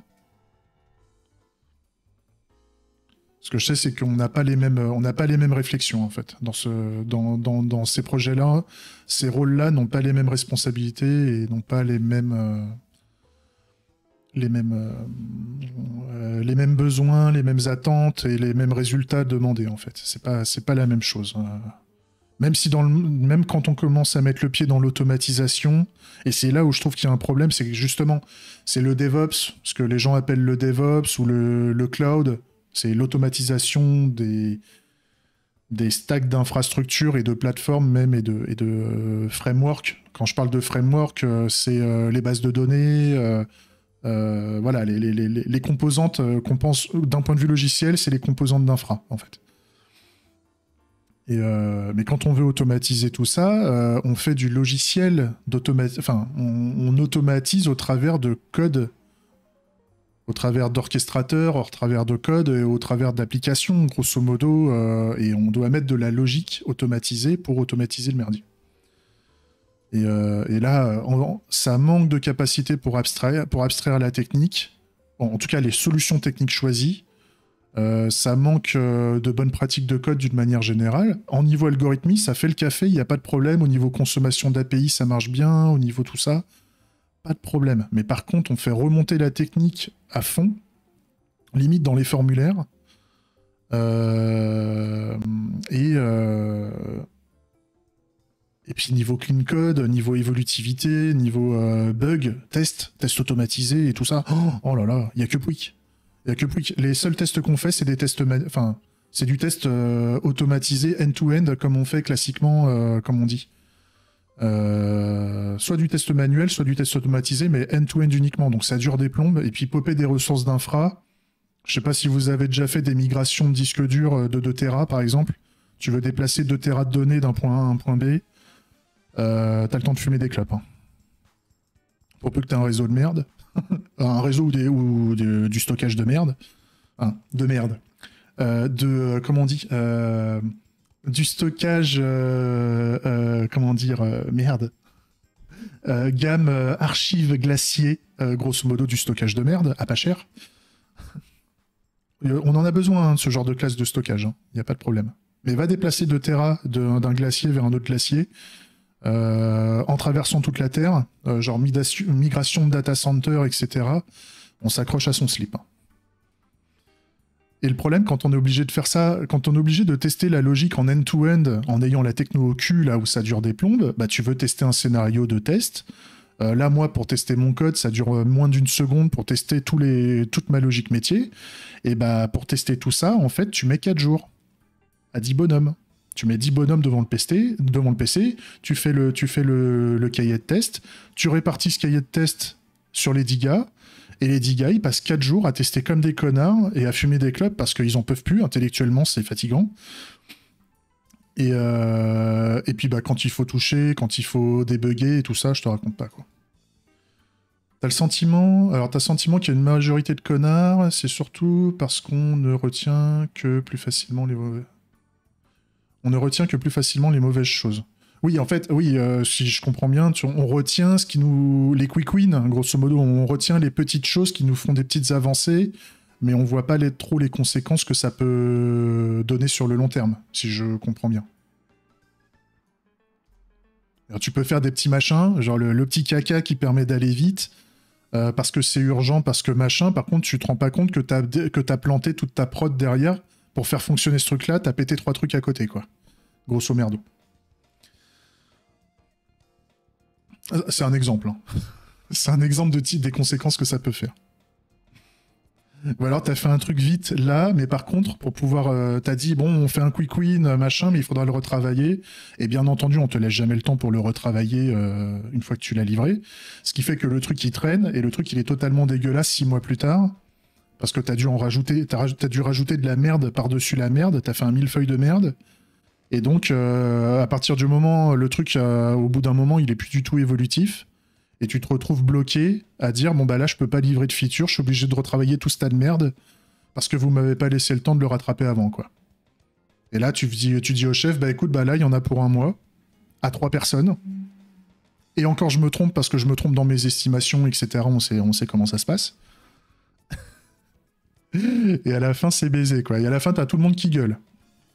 Alors qu'en fait, c'est ce qu'on essaye d'apprendre aux développeurs, mais le problème, c'est que c'est hyper mal vu dans notre industrie. C'est que le développeur doit essayer de dire non. Il doit savoir dire non et d'expliquer pourquoi.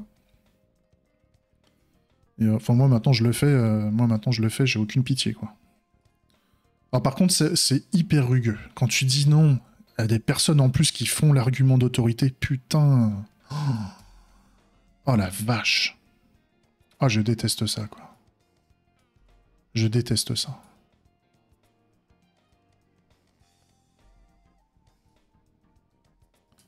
Quand tu dois dire à un mec que tu dois faire un boulot, enfin même que tu fais un boulot, hein, c'est-à-dire tu lui demandes pas la permission, tu l'informes. Je ne te demande pas la permission, parce que c'est pas ta responsabilité. Toi, tu es un chef de projet, tu dois gérer des budgets, etc. Moi, je t'informe juste que si je fais pas ça, le logiciel se pète la gueule. Donc, je t'informe. Je t'informe que je le fais.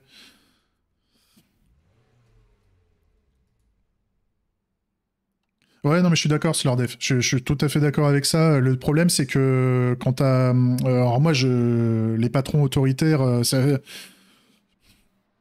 il y a un niveau de grille, en fait. Le patron, enfin, le client n'a pas le droit d'avoir une relation... comment dire... merde. C'est quoi ce qui fait le contrat de travail te fait... T'as pas le droit d'avoir la relation de subordination. En tant que relation client-fournisseur, tu n'as pas de lien de subordination, c'est-à-dire que, grosso modo, le lien de subordination, le chef, ton manager, ton responsable hiérarchique te demande de faire quelque chose qui est dans le cadre de ton contrat de travail, tu es obligé de le faire. Si tu ne le fais pas, c'est une faute, tu dégages. Enfin, c'est une faute plus ou moins lourde, tu dégages. Si c'est dans ton contrat de travail, si c'est dans ta fiche de poste, tu regardes, est-ce que c'est dans mon périmètre de responsabilité de fiche de poche, de fiche de poste, pardon. Oui, non. Si c'est oui, tu dois le faire.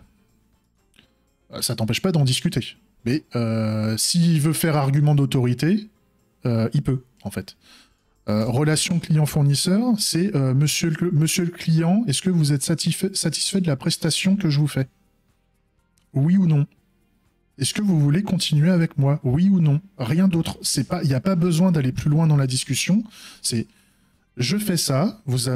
J'ai cette responsabilité-là aujourd'hui. Vous avez sous-traité avec moi pour que je puisse vous fournir des moyens. Moi, mes moyens, c'est ça.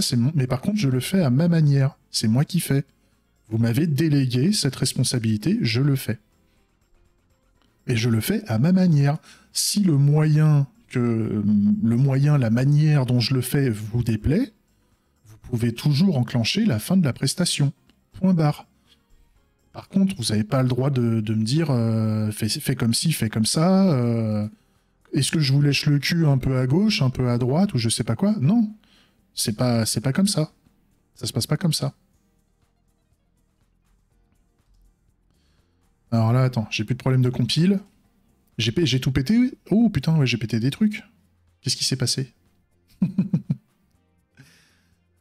Oh, mais oui, mais quel connard, putain, le create. Le create, justement, c'est le create où j'avais besoin de laisser... c'est le create où j'avais besoin de laisser les ID, putain, quel bit, justement. Donc, attends, je reviens en arrière, là, pouic, pouic, pouic, pouic, pouic, pouic, pouic, pouic. Voilà, pouic. Oh là là, ça y est, le mec il a tout pétos, quoi, putain. Là, justement, à l'endroit où je dis qu'il faut que je le conserve, mais c'est de votre faute aussi, on cause, là. Le mec, il se dédouane. Oh. Alors. Ah, c'est là. Tac. Main menu. Tac, comme ça. Voilà. Et là, vous allez voir, ça va remarcher.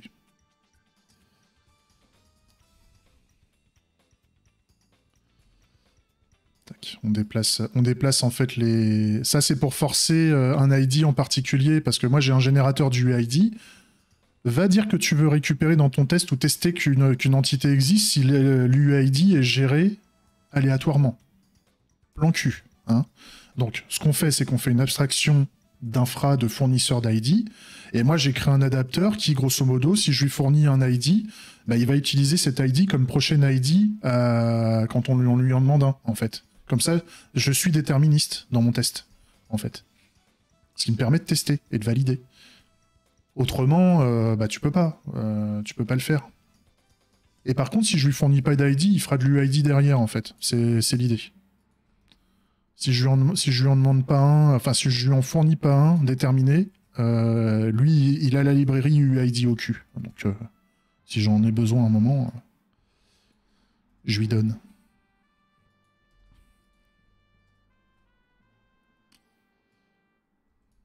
Tac. Tac. Après, je peux comprendre qu'il y ait des clients qui disent ouais, mais attends, je comprends pas. Bah, si je suis pas content, ça veut dire que je te vire. En fait, si je peux pas discuter du périmètre de ta presta, etc., de ce que tu devrais faire, de ce que tu devrais pas faire, c'est pas le sujet. L'idée, c'est pas de dire ce que tu dois faire ou ce que tu dois pas faire. L'idée, c'est de dire comment tu le fais ou comment tu dois pas le faire. Donc, si tu veux qu'on en discute, on peut toujours en discuter. C'est-à-dire, qu'est-ce que tu penses de faire comme ci? Qu'est-ce que tu penses de faire comme ça? Est-ce que tu penses que ça serait judicieux de le faire de telle ou telle manière, etc., etc. Ce genre de discussion, c'est OK. On n'est pas fermé à la discussion, on n'est pas gogol. L'idée, c'est quand on fait l'argument d'autorité pour te l'imposer, en fait, qui est pas bon. J'ai encore merdé sur le create. Là, il y a encore 3 tests qui marchent pas. C'est lequel? Le create 1. Create 1. Create 1. Donc le create 1, j'ai oublié de le faire. Qu'est-ce que j'ai oublié dans le create 1? Ouais, bah j'en fournis pas. Donc qu'est-ce qu'il veut? Tu veux quoi? C'est quoi l'événement? Create client game event. Donc on veut un game entity. Oui, ok, on veut un game entity ID. Ok. Bah je te le rajoute. Je te le rajoute. M'emmerde pas. Voilà. C'est ça que tu veux?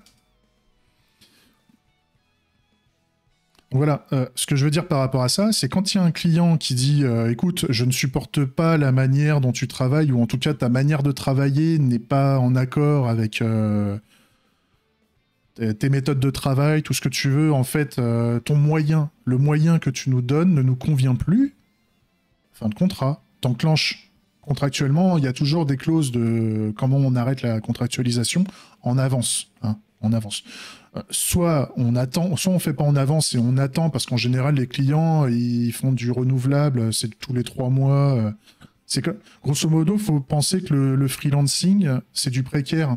Vous vous mettez dans une situation de précarité avec les clients parce qu'il n'y a pas un client c'est très très rare qu'un client vous signe un contrat de 2 ans. Voilà, on vous fait un contrat à 2 ans, paf. C'est pas renouvelable de toute façon parce qu'après il y a du salariat déguisé, tout ce qu'on veut, mais grosso modo il y a un contrat, c'est signé, tant que tout va bien, pouf, il y a 2 ans, c'est acté. Et même 2 ans, c'est considéré comme du précaire dans le monde du travail, mais nous là on fait de la relation commerciale, c'est pas du travail, c'est du commerce qu'on fait. Mais grosso modo, voilà, quand le client est plus satisfait, bah, soit il attend la fin du contrat et donc il fait pas un nouveau... il te propose pas le marché, grosso modo, il te contacte pas pour te dire, bon bah voilà, on a une prochaine mission, on aime bien bosser avec toi, on veut te la proposer, et donc on passe en négociation commerciale pour voir dans quel cas on le ferait, dans quel cas on le ferait pas, machin. Donc ça, il ne le ferait pas parce qu'il serait plus satisfait de la méthode de travail. De la méthode de réalisation de la presta. Et l'autre mode, c'est voilà, dans ce genre de contrat, il y a toujours un truc qui dit bah, si à un moment ça va pas, on enclenche le préavis. Et c'est dans un cas comme dans l'autre. C'est-à-dire, même moi, si un client me plaît plus, par exemple, je peux lui dire écoute, voilà, dans 1 mois, on arrête.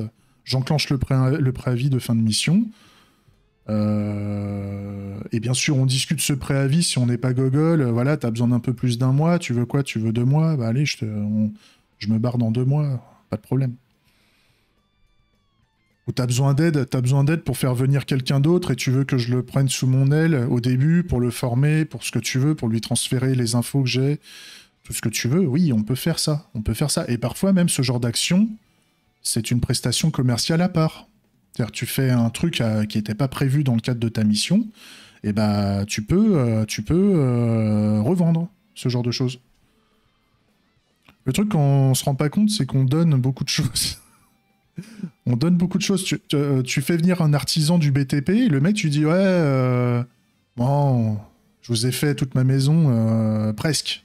Je vous ai fait faire presque toute ma maison, là. Vous pouvez pas me rajouter un petit garage en plus, là Tu dis ça à un artisan du métier, t'as 90% de chances que un bon artisan qui cravache comme un taré, qui en veut, qui machin, la plupart des artisans, ils vont te rire à la gueule. Quand tu leur dis non, mais allez, vous me faites la même chose pour le même prix, mais vous me rajoutez 100 mètres carrés en plus, là, sur ma maison de 100 mètres carrés. Hein? Non, 100, vous voulez pas? Bon, allez, une pièce de 20 mètres carrés en plus, allez. C'est rien pour vous. Et ça, c'est ce qu'on fait avec les devs, d'une manière générale. Sauf que nous, c'est pas des pièces. Nous, c'est des features. Des features ou de la formation ou tout ce que tu veux, quoi. Mais tout ça, ça a de la valeur. Ok. Il est quoi, là? Il est midi. Il est midi. On a tout noté ce qui marche. Donc, grosso modo, j'ai terminé ma refacto qui va bien.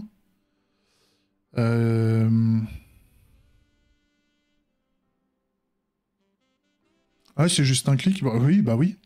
Moi, ce que j'aime bien quand il y a un client qui dit c'est juste un truc, c'est juste machin, je lui fais bah écoute, fais-le. Je t'invite à. Tu as les accès à la code base, tu le fais. Et par contre, tu fais la code review avec le tech lead avant de livrer en prod, s'il te plaît. Tu vas respecter nos standards de développement. De l'équipe. Je parle pas du mien, hein, parce que moi, des fois, j'ai des standards différents, comme n'importe qui. Hein. On a tous des standards à titre personnel pour développer un truc. Mais on s'intègre dans des équipes et donc on utilise en général les standards de l'équipe qu'on fait évoluer dans le temps, il n'y a pas de problème. Mais grosso modo, moi, il y a un mec qui dit ouais, je sais faire, de toute façon, le code c'est juste des if, ouais, il y a une boucle, il y a un machin, et puis on utilise Angular, Angular je connais, j'ai fait une to-do list un jour, machin, bah vas-y. Fais ton truc.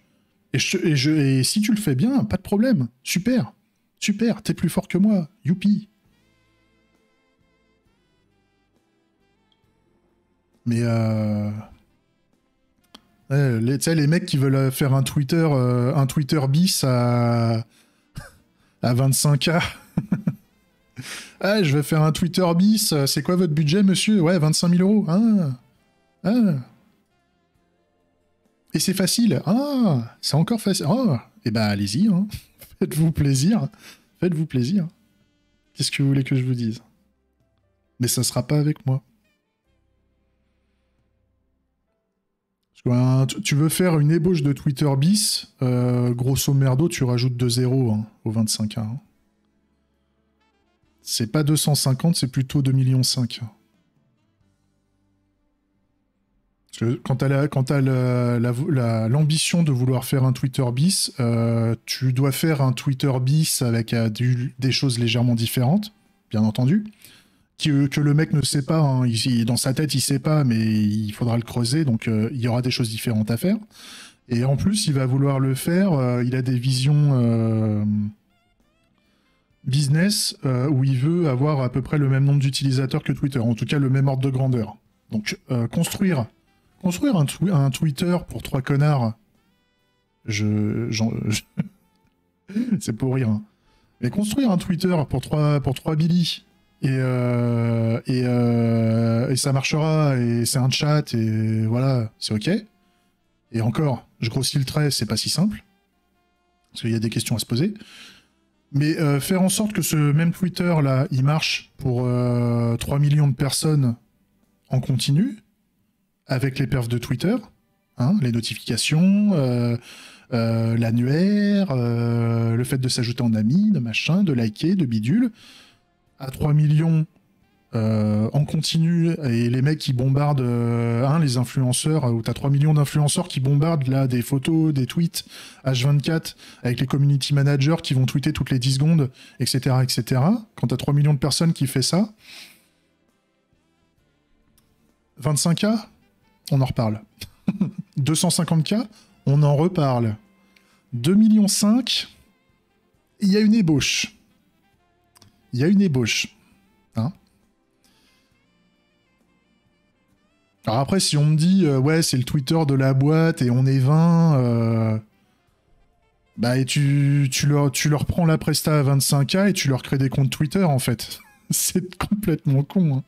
Tu leur fais des comptes Twitter et puis tu leur fais, bah, parler en privé et voilà, hein, vous avez votre Twitter à vous, hein. Surprise, c'est Twitter. Allez, bon, sur ce, grosso modo, c'est toi le community manager et le formateur, hein. Grosso modo, c'est ça, quoi. Tu leur vends une prestation de community manager à 25K où tu vas les aider de temps en temps, quoi. Mais la solution technique que tu utilises, c'est Twitter. Ou une autre solution de réseau social, en fait. Tiens, un Discord. Un Discord, c'est pour vous. Bon, allez. Il va être midi. J'ai terminé la refacto. Donc je suis content. On va rattaquer le move cet après-midi. On attaque le move. Alors, le move, attends, je vais juste mettre le test suivant. Ouais, je vais copier un test. Je vais mettre un test en skip, en fait. Juste pour savoir où j'en suis. Hein. Vu que des fois, je suis un peu gogol là-dessus. Undefined, true. Voilà. Et on sait pas ce qu'on veut. Donc, l'entity builder, on sait pas trop ce qu'on va vouloir. Ça, je le dégage. Les événements. Je sais qu'il y a un when qui va se passer, mais je sais pas trop quoi faire. Tac. Ok. Et ce qu'on veut faire, c'est bad unit. Bad unit.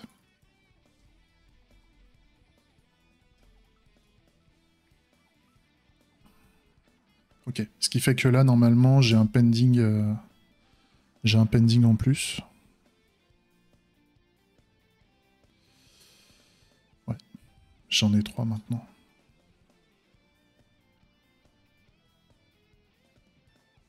Next turn. Voilà, bad unit. Très bien. Ok, parfait.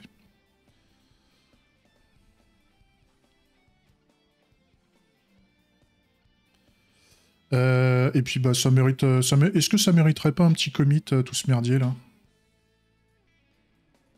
Move.